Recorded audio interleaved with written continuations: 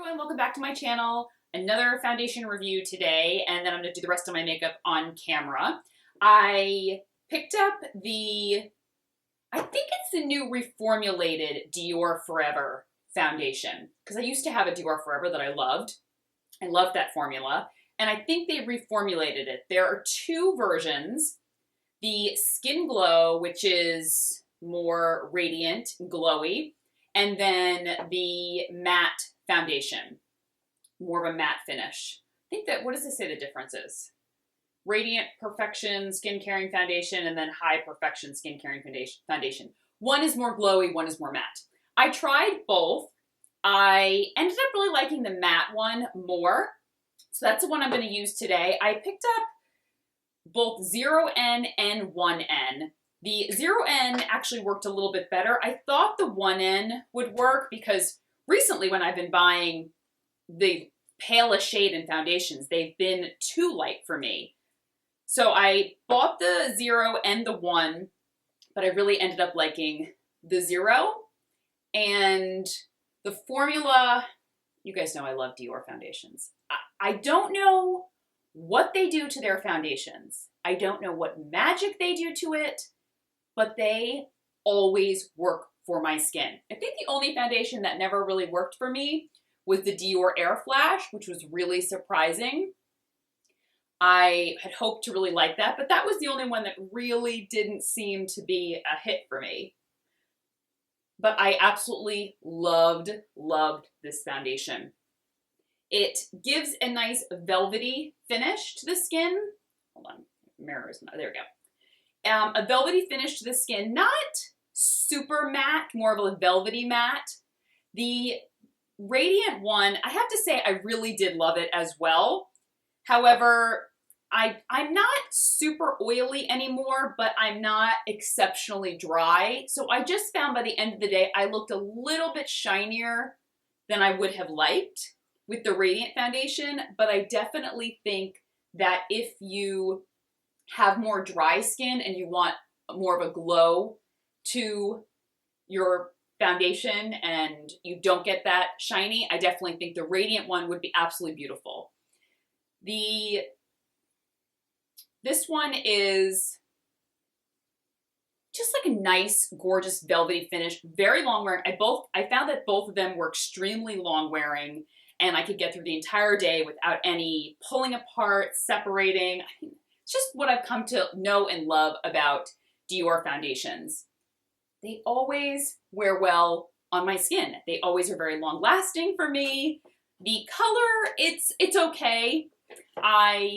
But I really loved the 0N. I mixed the two, 0N and 1N, which was really nice. I probably might end up getting the 1N maybe in the summer, but I'm gonna stick with the 0N for right now. I also tried to mix the Radiant and the Matte to see if I liked kind of the mixture of both together. I didn't. It didn't look that great on my skin. So I decided to just stick with the matte formulation. Thought I would do my face for the day on camera, do a little get ready with me. And I also brought my skincare that I used this morning. So I thought I would share that. It was a really quick 5 steps. I know that sounds like 5 steps, but for me that's quick. The Tatcha Rice Enzyme Powder I use as my cleanser. I love using this as a morning cleanse because it gives just a hint of exfoliation and it's not too harsh. And even though I use exfoliating products at night or whatnot, using that during the day is it's gentle enough that it won't irritate my skin. The Fresh Rose Deep Hydration Toner, love this stuff. And eye cream, I use the Elemis Pro Collagen Eye Renewal eye cream, which is nice. You guys know I'm always like, I'm not loyal to any one particular eye cream. And the SkinCeuticals Hydrating B5 Gel, I used that first and then followed up with the Drunk Elephant Pro-Teeny Moisturizer. I don't plan to be out too much today. I'm just gonna run some quick errands. I actually didn't put SPF on today, and I normally do if I'm gonna be out for longer periods of time, but I'm just gonna be running some errands, so I didn't put any on today. Starting with the Too Faced concealer that I talked about. This was in my Best of Beauty. It's still one of the best concealers, so much coverage. but yet so weightless. I don't know how they do it. I really want to try the Fenty Beauty, the Pro Filter Concealer. I tried the foundation. You guys know I reviewed it. I didn't love it, sadly. So I'm really hoping that the concealer is a little bit better for me. And for the eyes, I'm going to use Tartelette in Bloom palette. I reviewed this, or I shared it. They did a Cyber Monday special with this palette back during the holidays. And I really love this. It's just got it's a mix of shimmers and mattes. It's just such an easy palette to use. I'm gonna base the eye with my Sephora Jumbo Eye Pencil here. I love it in the shade Beige. Just gives a nice base for the eyeshadow. And I've been using that instead of my typical Urban Decay primer potion, which I love. I go between that and the NARS, but I've really been liking this as a quick base. Should I do my brows yet? Yeah, let me do my brows. Always like, do my brows first. Second, let me do my brows, the Hourglass Brow Tool, and I'll be right back and we'll start on the eyeshadow. Brows are all done. I think I'm gonna start with, there's a shade down here, a shimmer shade called Funny Girl. It's like a champagne color. And I just lightly, it is quite intense. It is a quite intense shimmer, so I'm just gonna lightly dust that on the lids. Like I said, there's a good mix of matte and shimmer shades in this palette. All neutrals, which I love. And so the foundation, what I love about the formula though is it's a nice medium coverage. It will cover everything that you need, but it doesn't look too makeup-y. It doesn't look too heavy. I also like that there's two different formulas, so drier skin types can use it, oily skin types can use it. It's very long wearing. I mean, it's just, any foundation Dior makes, I always want to try. And I mean, before I even got this, I was like, I'm going to love it. I just know I'm going to love it. And as soon as I put on the formula, the texture always seems so similar. Any Dior foundations I try, every time I go to put them on, I'm like, oh, it's just, it automatically, like, no pulling, doesn't go on dry patches, it doesn't emphasize fine lines, pores, nothing. It really, I mean, I just wish they'd get the coloring right, but they probably never will, and I'll just have to accept that. All right, for the crease, I'm just probably gonna do this light kind of taupe shade up here. So I'm just gonna throw a little bit of that in the crease. This is gonna be a little more than what I normally do. Typically, I'd probably just do the shimmer on the eyes and throw on some mascara, but I'll do a little more because I'm on camera. And just go back and forth in the crease here. Gives a little more of a defined eye. I mean, this is great for daytime, but it's also good for a more professional look. And I go back and forth in the crease here with a fluffy brush. This is a Zoeva Luxe Soft Definer brush. Back and forth. And then I just do also little swirly, I like swirl back and forth here.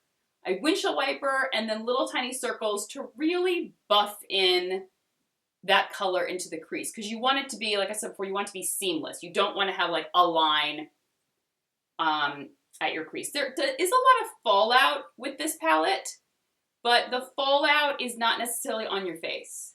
Yeah, no, I have none on my face, but it is on the palette. So that's a little bit, when you put your brush in, powder is gonna go everywhere.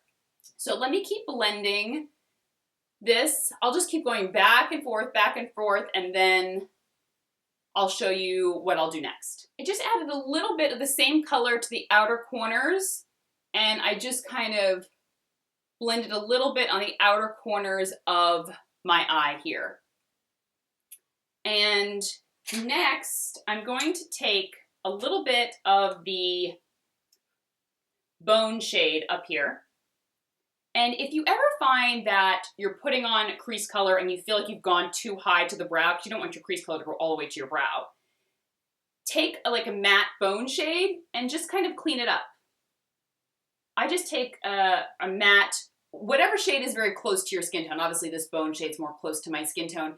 And I just kind of go under my brow, but also a little bit over the crease, just so that my crease isn't going up too high, because you obviously want the eye to look lifted, so you want the crease to come up onto the brow bone here, so you want it to kind of lift the eye, but not all the way to your brows. I'm gonna do a liner today. I'm gonna go for it. Stick it in this, what shade am I gonna pick? Probably maybe Smoke Show, this dark, dark, dark brown up there. And I didn't wet it. I'm fine with not wetting. Oh wow, yeah, it's dark enough. I don't even need to wet it. I am not an eyeliner fan, like pencil. I really never have been. Like in all the years that I was doing makeup and everything, I never really wore eyeliner pencil. I found I had more control with a brush and shadow, and I liked how exact it looked.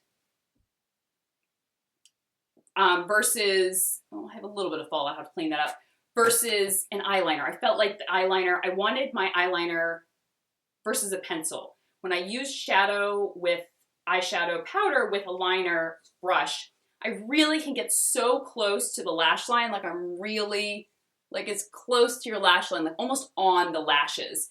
And I like, because I don't want my eyeliner to be too thick, because it's obviously gonna make my eyes look a lot smaller. If my eyeliner is too thick, it's gonna really make my eyes look a lot smaller. So I try to get as close to the lash line so it just looks that my lashes look fuller and not that there's tons of liner. And I'm not a big fan of liquid. For me, it's just never been something I've been able to do well. I always try to do liquid liner and I'm always like, oh, that didn't come out well. So I stick with what works for me, which is a brush and some eyeshadow powder, and we're good to go. There was only a little bit of fallout, and I probably would have had less fallout if I was doing this at my bathroom, but here it's kind of like talking to the camera, doing my makeup. It is not as easy as it looks. Okay, moving on. Is that all? Am I done? Yes. Thinking to myself, like, did I finish? Is everything done? I might just touch up my eyes a little bit more, and then I'll come back and I'm gonna do mascara as well, a cosmetic superhero, and then we'll move on to cheeks. Mascara's done. I just kind of blended a little more of my eyes. And if you have never tried doing powder with an angle brush as your liner, I really recommend trying it. Definitely takes some practice, but as you can see, it just defines my lash line without being too thick. And obviously, I mean, even if I can do it in the bathroom mirror, and sometimes if I wet it, I can really get it close to the lash line. So it literally looks like my lash line is just thick and dark rather than I'm wearing eyeliner. For the cheeks, I'm gonna do my Marc Jacobs Air Blush in Kinks and Kisses. Nice kind of bright pink shade.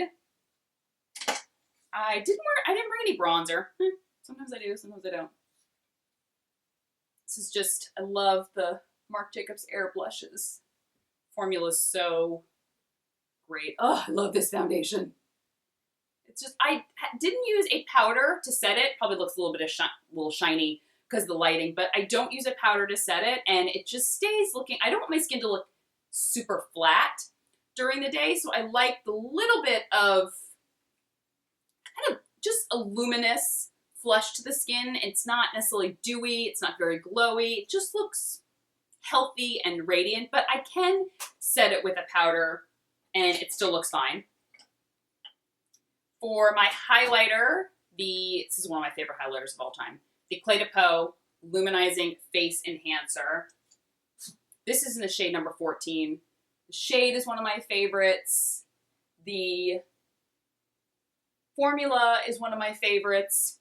If you want a highlighter, but you're not looking for an Instagram highlight, you want something subtle, you want something kind of a little more understated that you could probably wear during the day. Maybe you want to wear it to work, but you're like, I work in a conservative environment. I don't need my highlighter blinding people in a meeting. This is a gorgeous, gorgeous product. It's very elegant, very subtle, very understated, but still gives your skin a sheen, almost like she's got great skin kind of sheen. And what lip do I have here? Oh, I pulled out one of, seeing if it's so hard to tell because the lighting is so bright here. I'm always like, do I have enough blush? I'll probably apply more once I'm off camera. For my lips, I pulled out this Origins, the new lipsticks that they launched. They launched like kind of a sheer formula and then a more opaque formula. So I pulled this out. It's called Sweeter Than Honey. It's a little more beige than I wanted, but I pulled out a gloss to kind of balance it out. And just kind of like a nude beige. And then my Marc Jacobs Sugar Sugar. I feel like this gloss, there's no pink to it, but it just makes whatever I put it on top of, I just like how it makes the colors look. It's like a little muted and it just kind of nudes out whatever color, but it's never too nude.